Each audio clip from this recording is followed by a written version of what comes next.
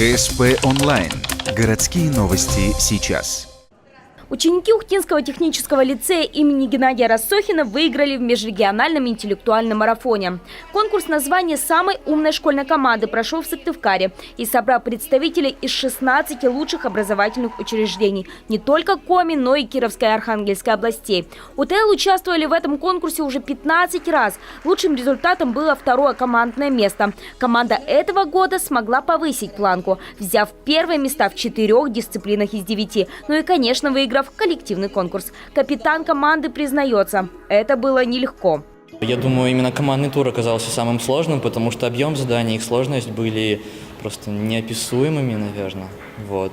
И очень сложно было также каждый день очень рано вставать. Мы спали очень мало, даже по вечерам сидели, готовились. В целом ребята готовились без перерывов 2 недели. Конечно же, не без помощи педагогов.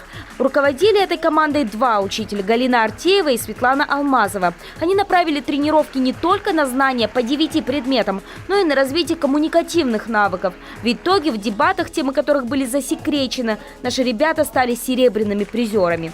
И про интернет, и про экологию, и про достаточно большое количество проблем глобальных. Но темы были разные, очень много этических тем. Мы, например, играли вот последнюю уже игру «Справедливость важнее, чем милосердие». По результатам можно судить. Лицеисты разбираются одинаково хорошо и в нравственных вопросах, и в физике с литературой.